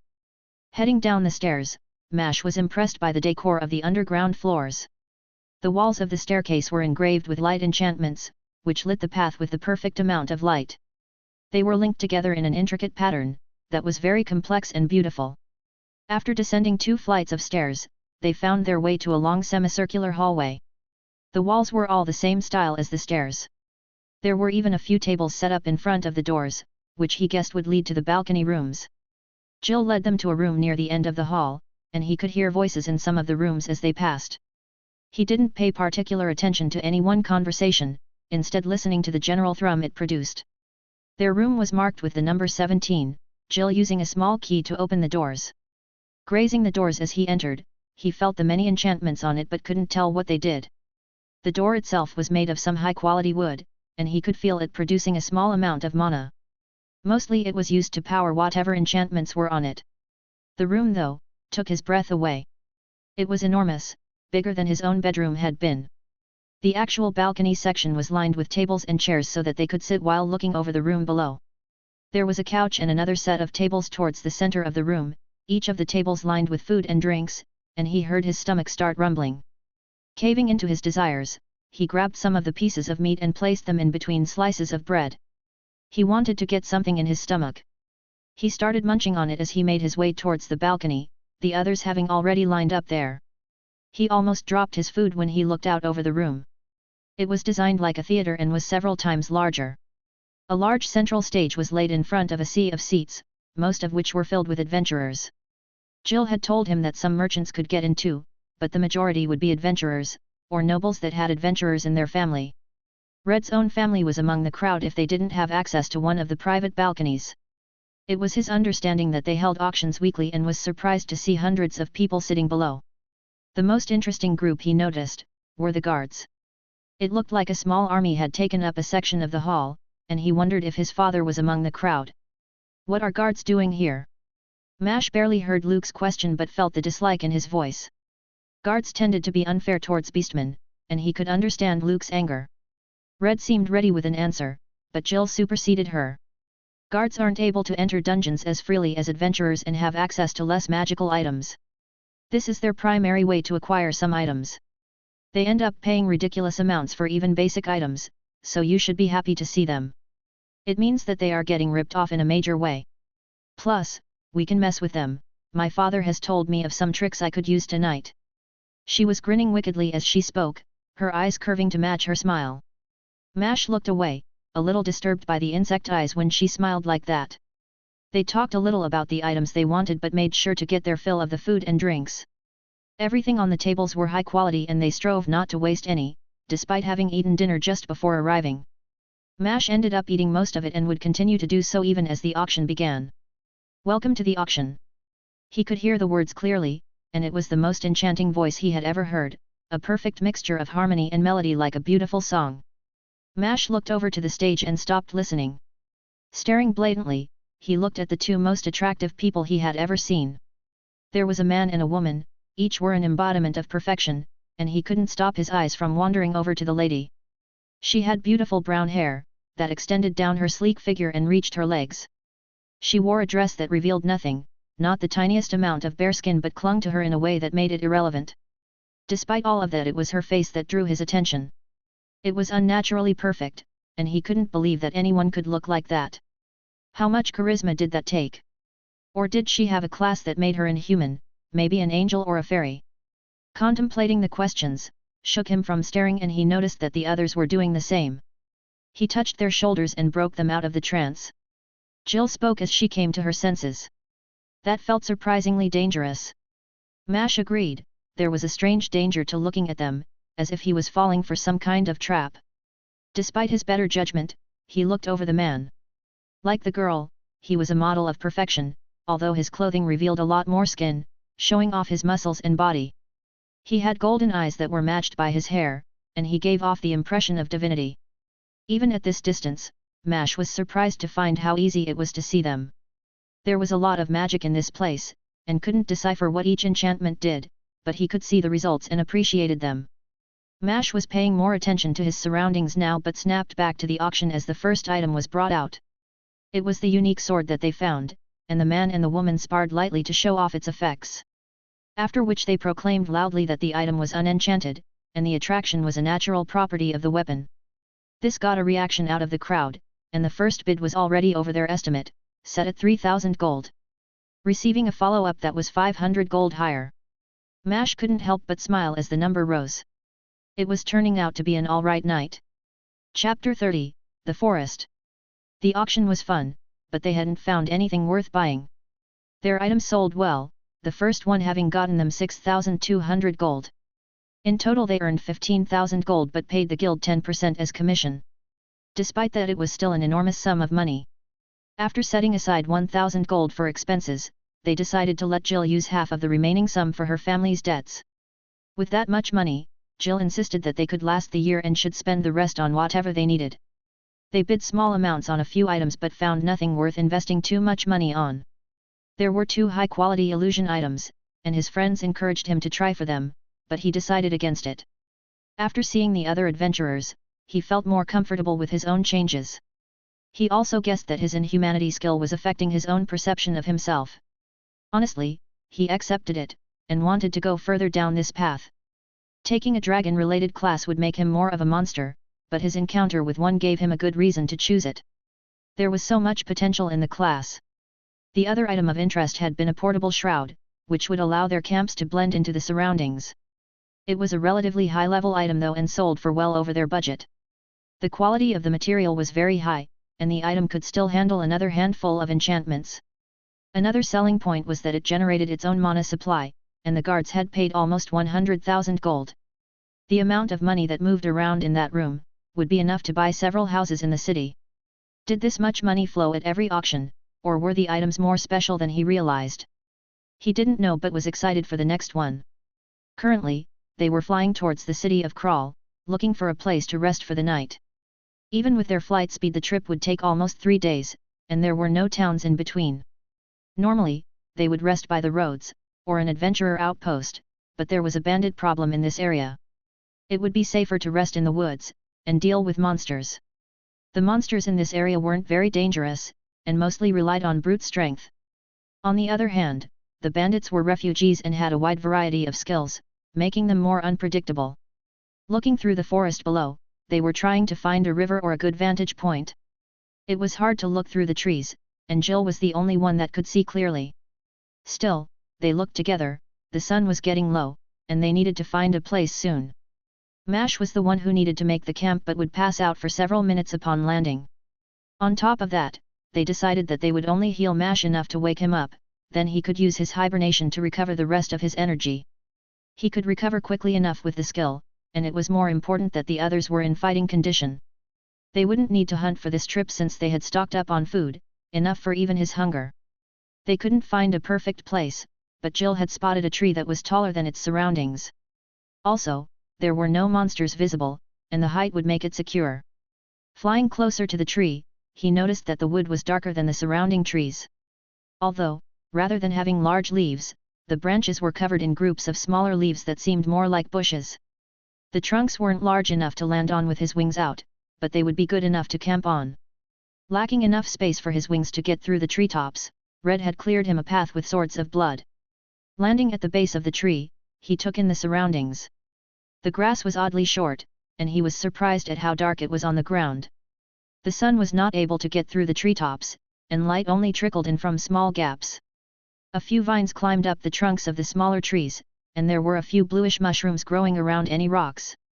As his feet contacted the ground, his vision went totally black. He was woken up in only a few seconds, Luke sitting next to him.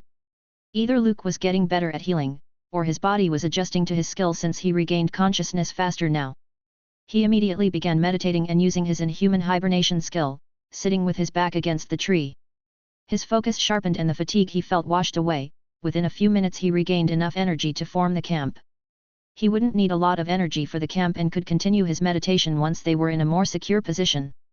Starting to climb the tree, he was stopped by Jill. She placed a hand on his shoulder, and silently pointed into the woods. Taking the hint, he tried to make as little noise as possible as he followed her fingers. It was dark, but in the distance, he could make out yellow dots that reflected the little available light. Creatures of some kind, and from the information they gathered, he guessed that they were shadow wolves, either that or fungal bears. Fungal bears were less likely, since they could have any eye color, and would usually have a slight glow. Shadow wolves made more sense, and he signaled for Luke. Jill nodded slightly before teleporting over to Luke. They had devised some simple plans depending on whatever creatures they encountered, and quickly initiated the plan. Jill grabbed Luke and Red, teleporting them around to make a basic formation. They kept the largest tree to their backs, since it was wide enough to cover all of them. They couldn't see any of the individual wolves, but they knew when the creatures moved closer. It looked vaguely like a wall of shadows was pressing around them, more yellow eyes becoming visible among the forest. They waited, the darkening night encouraging the wolves to approach. In the last moment, Luke used his skills to light up the darkness, the wolves panicking at the sudden influx of light. The light revealing the creatures for what they were, a single mass of conjoined wolves. Seeming bonded together as the shadows wove between them, blurring the lines between the monsters. They weren't muscular or intimidating, looking starved and desperate. Impressions of their bones could be seen through their skin, they were clearly drained of muscle and fat. Without showing mercy, Jill launched her spell into the mass of creatures, killing several of the wolves instantly and injuring many others. Red followed up with a shower of blood needles, blindly stabbing into the mass of shadowy flesh. Dozens of wolves died in the first volley of attacks, and the rest fled back into the darkness. Mash and Luke were left standing with nothing to do, they had been acting as the front lines but none of the wolves had gotten close. With the fight over, he couldn't help but feel a little disappointed. He gained nothing from the fight and bet that Jill and Red both gained levels. If only he had more energy, he would have been able to manage a few ranged attacks. I didn't gain a single level. Must have been too weak to benefit us. He found himself feeling relieved when he heard Jill's voice. Understanding the situation, he gave her some justification.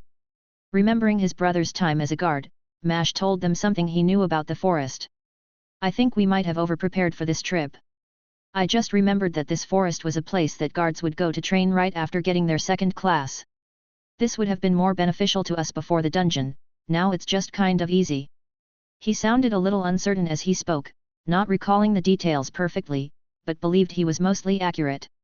There were a few dangerous things in the forest, but with the direction they were headed would be unlikely to encounter them. Currently the most dangerous thing in the forest was the bandits. Red spoke, reaching the same conclusion that he did. Those bandits must be the reason those wolves were so starved. The monsters are having trouble finding food with them here. Also, that probably means that the bandits aren't nearby. That made sense and gave him a stronger sense of security. He started climbing up the tree, while calling back to the group. Come on, let's set up camp for tonight.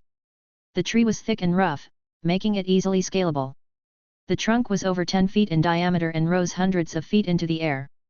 They didn't bother climbing all the way to the top, instead stopping at the first section of branches. The branches were thick, and Mash formed wooden planks between them. Continuing, he made crude walls and a ceiling resulting in a curved treehouse that covered a third of the tree. With his creations now marred with patches of scales and scars, the treehouse looked rather ominous. It functioned well enough though, and they quickly shuffled inside to relax. Mash started using his hibernation skill again, and Red prepared the food this time. When they went shopping, she had picked out a few higher quality ingredients in order to cook something she learned how to make when she was younger. Smelling the food cooking had been enough to break his concentration, his hunger diverting his attention. It smelled good, but she told him it would still take a while to make. It was a type of pasta and was served with thick cuts of meat. Hunger edging at his thoughts, he pulled out some emergency food. The only thing he used gold on, was an excessive number of simple foods. Mostly it was a lot of dried meats and hard cheeses, eating some pieces slowly while he waited for the meal to finish. Okay guys, I think it's done. I don't know how good it's going to turn out, but it should be alright. She spoke while portioning the food for each of them. She made a ton extra for Mash, and he smiled gratefully as he grabbed the steak with his hands. Her uncertain look quickly turned to anger, and she handed him a fork and knife, glaring down any protest. He rolled his eyes at her but used the offered silverware. After all, she did make it, and he could show her some courtesy. He put the first piece of meat into his mouth and savored the flavors. His elation was cut into by a snide remark from Jill. "I thought I told you to never do that again, it's creepy." She spoke through her own mouth full of food, but received her own glare from Red. Not wanting to commit the same mistake as Jill, he simply gave her an exaggerated roll of his eyes. She returned it, by imitating the gesture with her own eyes. The motion was disturbing with her insect-like eyes, and he realized there was some genuine truth to her jokes. He had no doubts that his single eye was more frightening than both of hers. Red seemed to care a lot for their manners, and only Luke could meet her standards. She corrected Jill and Mash routinely but didn't interrupt their eating, instead looking strangely happy at seeing them enjoying her cooking. The pasta was coated in layers of cheese and was surprisingly spicy and worked extremely well with the meat. There were clearly different cuts of meat, but he ate them indiscriminately. Mash didn't hide how much he liked the food, ultimately finishing all of what she made. Honestly, he felt full but still wished that there was more. After the meal they got ready to sleep. It was early but would let them get a head start tomorrow. Mash took the first watch so that he could recover his energy before going to sleep himself. They weren't certain if they needed a watch, since Mash connected to his creations and would feel someone or something trying to intrude, but they decided to be safe and run some tests when at crawl. They were eager to get to the city, each for their own reasons. It would only take another 2 days to get there, and he guessed that if they pushed it, they could arrive tomorrow.